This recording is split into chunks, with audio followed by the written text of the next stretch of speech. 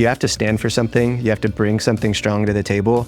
You have to be courageous, because most likely to do that, you're going to have people hate on you and you have a bunch of people love on you. You can't try to be liked by everyone. Explore the minds and marketing strategies behind today's winning brands and businesses. Tap into the power of the creator economy with Earned by Creator IQ. Here's Conor Begley. Hi, everyone. Welcome to Earned. Today we got Shane, the founder of Mud Water, on the show. Welcome to the show, Shane.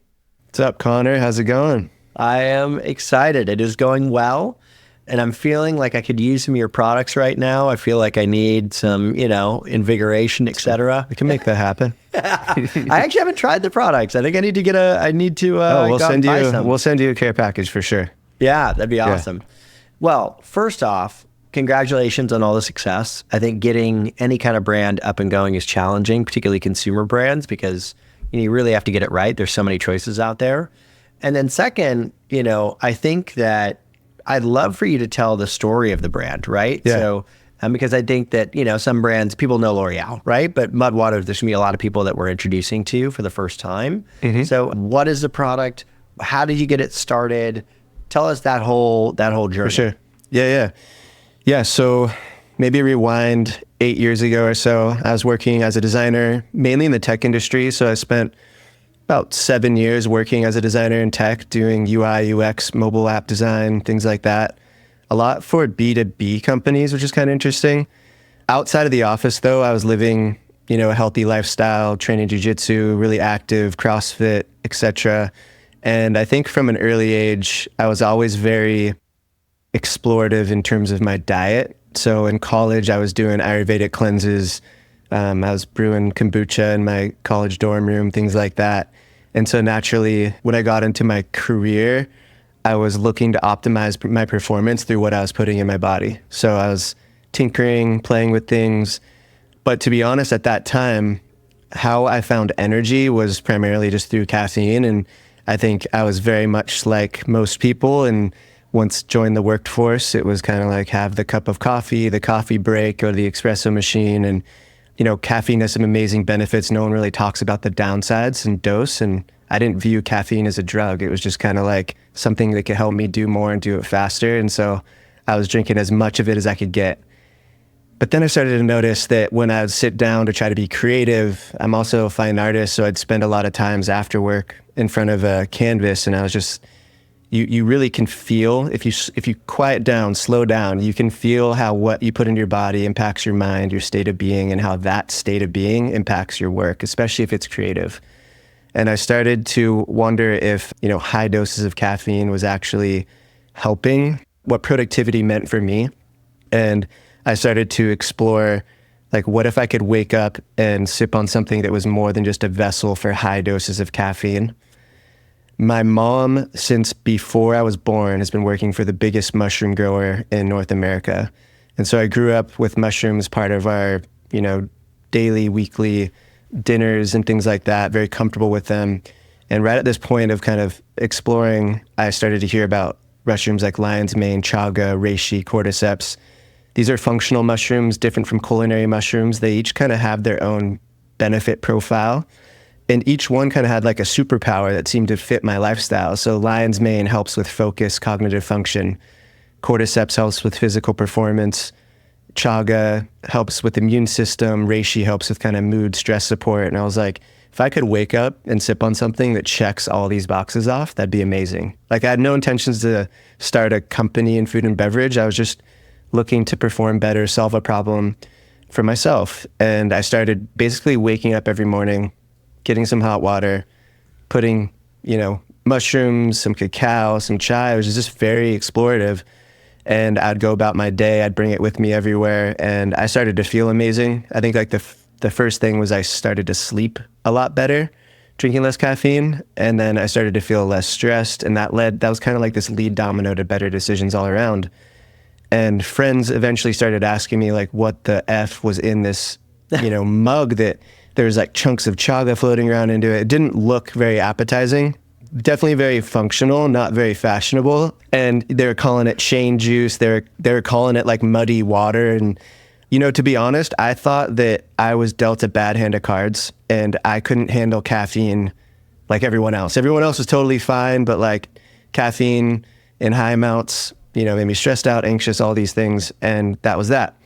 But I came to find out that pretty much everyone in my office that I was bringing this drink to drank caffeine every day, but no one was trying to drink more of it. Like everybody was like, oh yeah, I'm trying to like wean off my afternoon cup. One guy was on this like caffeine gum that like every week it got less and less to the point where he could eventually quit. It was like cigarettes or something. And I was like, whoa, this is insane. Caffeine's a drug, dude. 100%. It's 100%. It's a psychoactive stimulant. It's the most used drug on the planet.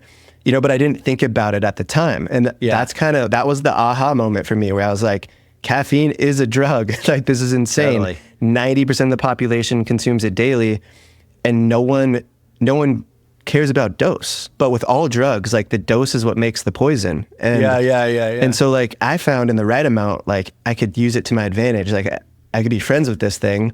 Yeah. But when you go to the store, when you go to a cafe, like it's not like there's a label that says how much is in it. And you have no idea how much is good for you.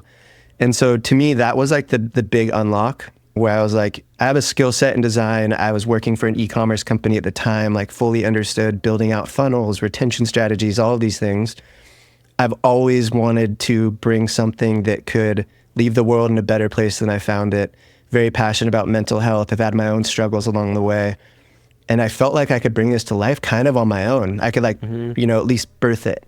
Yeah. And that was super, super exciting to me. And so May of 2018, literally over a weekend, I grabbed my computer and it was the convergence of business and art. Like I just felt like I was in a state of flow and just brought about a brand, like built the brand over a weekend.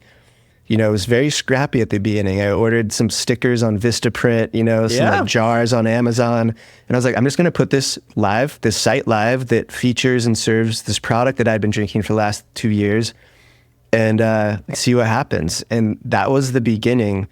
And I think I started with this post that said, I'm not mad at coffee, I'm just disappointed. So I made something better. And it was just like, it was a disruptive message. It was the wildest, like most fun little period of my life, which we can go into more. But yeah, that's kind of my story and how I brought Mudwater to life. That's awesome, man. Yeah, the coffee as drug thing, like I went through my own journey there where, I wasn't sleeping very well and I couldn't really figure out why. And then, like looked up like what causes you to not sleep well? And it's like, well, like drinking coffee, like working too late, not working out. There was like, okay, check.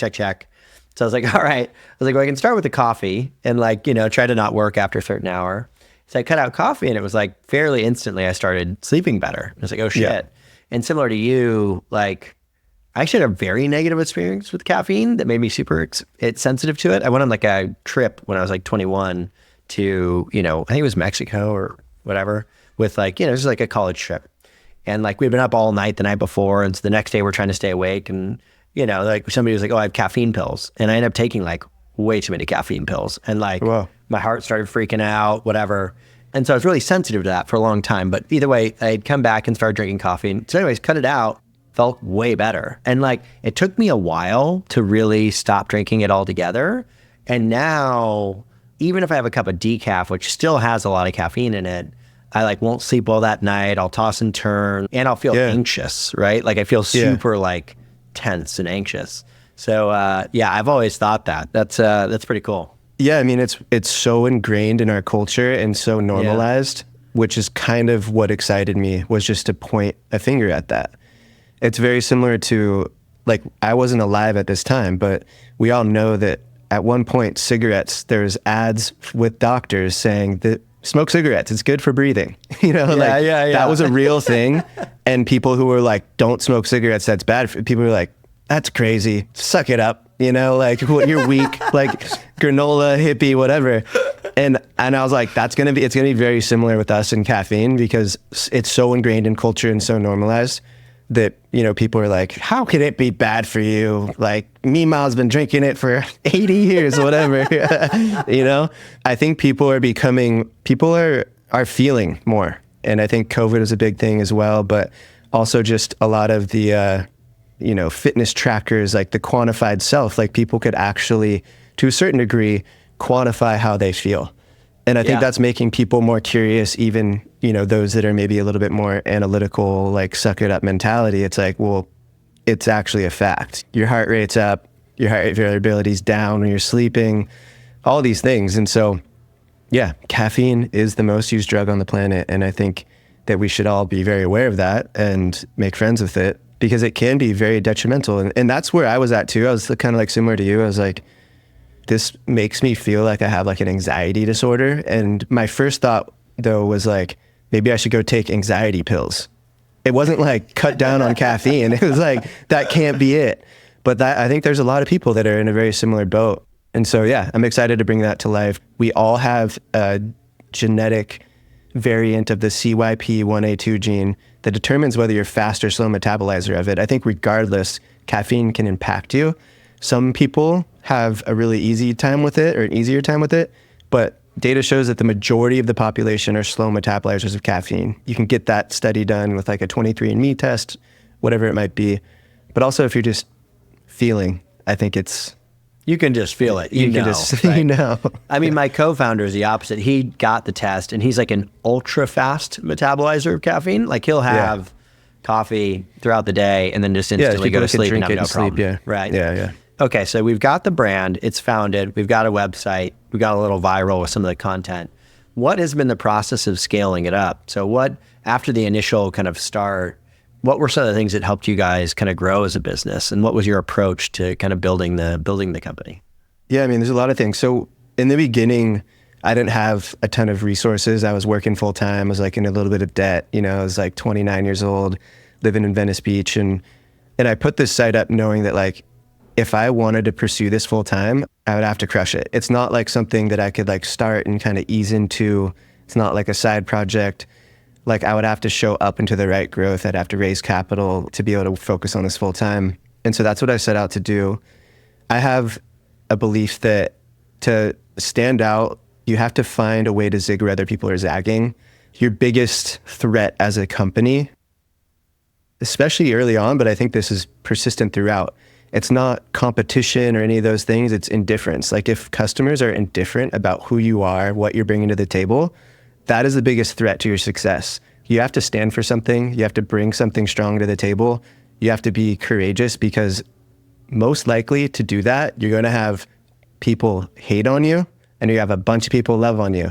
You can't try to be liked by everyone. Like you'll be loved by no one.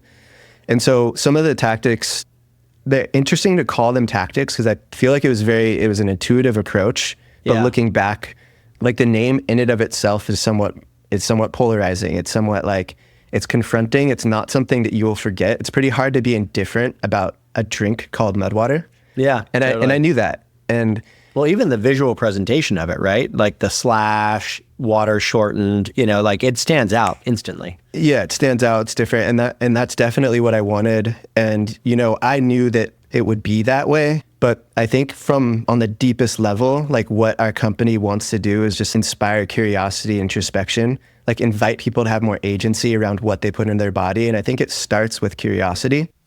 And with that name alone, whenever you invite in that kind of like polarizing thing, it's a beautiful opportunity to start storytelling around it, right? So started a company called Mudwater. Immediately there was people who were like, whoa, this is really interesting. And there's some people like, I would never drink something called with mud in the name, right? And I knew that would happen. And that's a beautiful opportunity to storytell. So I started writing content, writing ads that was like, here's why we're called Mudwater. Yeah. And talking about how you walk through the shelves at a grocery store and it's full of bad for you products with good for you sounding names. You got vitamin water, Mountain Dew, Sunny Delight, like everything sounds amazing, but it's basically sugar water. It's basically poison, right? And that is the problem. It's what's inside that counts. And honestly, it's like the ingredients proximity to the dirt, to the mud that really matters, right? Like that is health.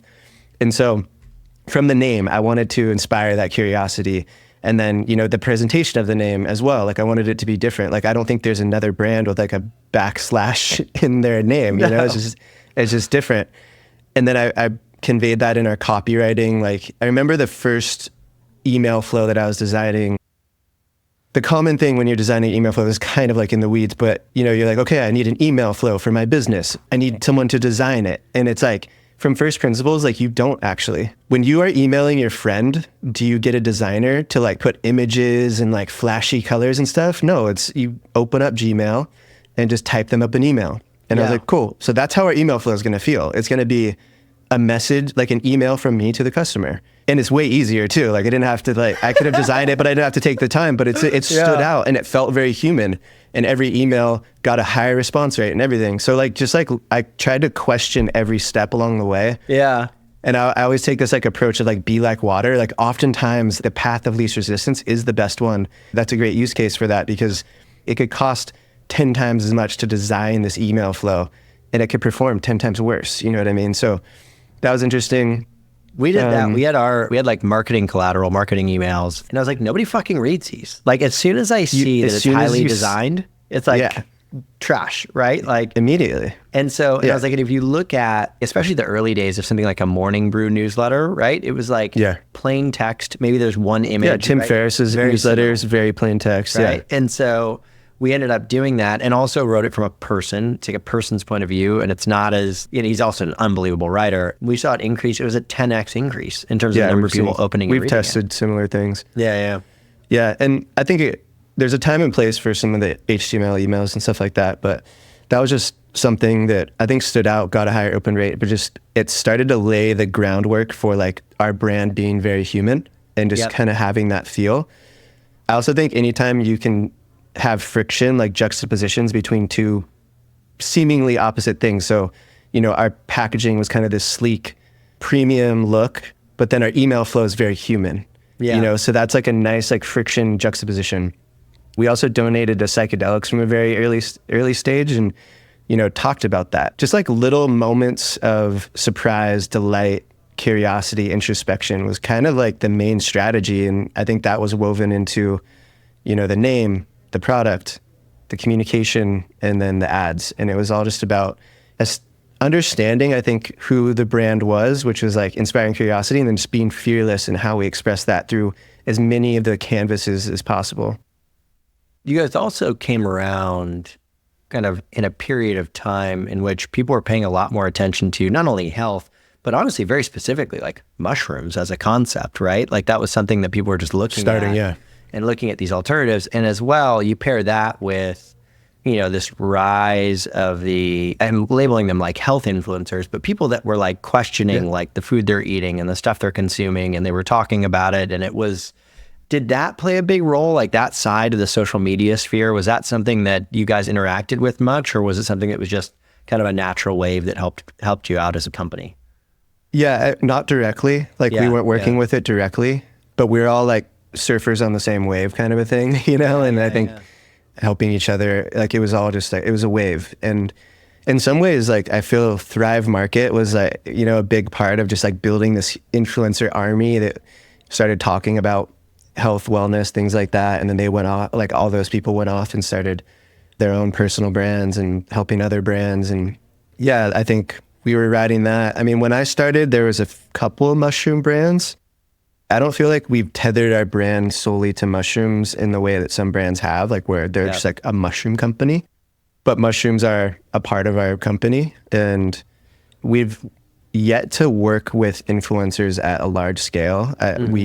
Right now, it's like a focus for us, and we're having some amazing success. But it's a newer thing for us now, 6 years in. Yeah. What is working for you guys right now? We're finding people that just feel very authentic and human. And who love our product, have kind of a wellness journey and have an audience.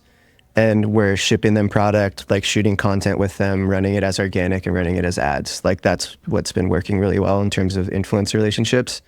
Like the best content for us looks like the creator is FaceTiming their friend and you just happen to be on the call. It has that natural feel. Like they'll be like, hey, like, I'm going to walk you through my favorite drink. And all of a sudden you hear like a voice in the background. It's like their husband. He's like, you're making a mud water? Can I? Yeah, I'll make you one too. It's like very unscripted, natural, raw. Yeah. And there's only like, it's hard to find people that can do that because you find someone and you're like, hey, we want you to make an unscripted, raw piece. And it like, they can't do it. Right? It comes across very scripted. It's too hard. It's very hard to do. So the hard part is finding those people, nurturing those relationships, because oftentimes those, like the more authentic they are, the less they do this type of stuff. Yeah. But you develop those relationships, and yeah, they're working really well for us. So, you've gotten the brand to some scale, right? So that you've built like a real company and a real brand. How do you think about the next phase? Like, what does the next chunk of time look like? What do you hope the brand kind of turns into or grows into over time? Yeah, I mean, as a high level brand, we want to bring about healthy habits that lead to healthier minds. And I think like important thing to note there is like habits is plural. It's not just about beverages even. Like we are looking at, that statement and how we can express that holistically. More like brass tacks, like we're just now expanding into retail. We launched in Target earlier in the year. We're now in Sprouts, and it's a brand new channel for us really, and something very new for me. And so I'm looking to lean in and learn there, grow there. So, years out from now, I view retail, like physical world, being a big part of our brand and a big part of trial, product innovation. All those things will be influenced by that channel. Yep. Also, we have our own space too. So we have a cafe in Santa Monica, and it's not just a cafe. I mean, it's like 5,000 square feet. We have breathwork, meditation. It's really a physical representation of our brand. And we call that Gather. Like everything that we do is around these habits. So our original product like is in this habit of rise. We have a rest product. We have this place, which is kind of a product called Gather. I think my job is to bring it to its fullest potential. I think when I look at what that could be, 90% of the population drinks tons of caffeine. A growing percentage of the population suffers from anxiety, stress, mental health disorders. I think a growing percentage of the population is becoming more aware of that and wanting to have more agency around that, like not just relying on Band-Aids, like pills to numb it, but looking for ways that they can work through it on their own. And our brand fits very well into the convergence of all of those things. And so, yeah, I think like the sky is really the limit. I want to ultimately build, a strong omni-channel business that is resilient, that can stand the test of time, leave the world in a better place than we found it, and I think ultimately evolve people's relationship to a lot of these commonly shared behaviors, how we wake up, how we go to sleep, how we find nourishment, how we find community, all of these things. And that's a really exciting proposition. I like that when you talk about it, it's not just about a product, right? That it's about like a goal. I remember early on when we started the company, like, what's the mission? What's the mission? What's the mission? I was never very good at articulating it. And I think you do a good job of it. I'm curious, like one of the things that gives me a lot of pride, right, in terms of what we've built is, looking back and seeing that like, hey, people are getting a lot of value, right? They use us all the time. They generally like doing it, which is cool. Like I remember walking into Ala Yoga's offices and I walked by and somebody's like on a computer and our software was up on their screen. I was like, oh shit, somebody's using it. Like cool. I've never seen somebody using it live, like it's the best. And so what's the thing that you look back on and that you get the most satisfaction out of or the most pride from? Yeah, I feel like there's certain levels, like there's like individual things that I'm just proud of myself. Like a couple of things is going into building this company. I didn't have any experience managing, hiring, firing anyone. I really just jumped off the cliff and built the wings on the way down. And, I'm grateful. I just feel like I had like support and guidance, like intuition just keeps coming to mind. Like I just felt it wasn't really just me, but proud of, getting through that. There's been some really hard things I had to go through. Like when you're learning how to manage people, it's very emotionally taxing and intense, but it's beautiful because building a company can be like this dojo. It's like the best personal growth vehicle you could ever imagine because everything is going to be pulled out of you. Like your gifts for sure, like need all of it, but it's like your weaknesses, like there's nowhere to hide, like at a bigger company, you're playing a small part of that company and like it's just perfectly aligned to your strengths. But in a startup, everything is there and exposed. So, I'm grateful for and proud of just being resilient and going through it. I think from a business perspective, I feel like we have evolved like the perception of caffeine, even just a little bit, and been a part of this wave when we launched, I really feel like people weren't talking about caffeine except in like a positive light or in terms of like, I like coffee. You know, that phrase of like, I'm not mad at coffee, just disappointed, so I made something better. I think it was like very much a zig where other people were zagging. And a lot of people were like, I wear butt first coffee shirts. Like, I love this stuff. You know what I mean? And I think that, you know, there was a lot of like mindless consumption going on. And I was there a couple years prior. So we kind of gave words to people's feelings around how overdoing it on stimulants felt, how it affected sleep, and, you know, just have these amazing anecdotes. Like that's really what I am so proud of. And it's kind of similar to like you seeing somebody use the product.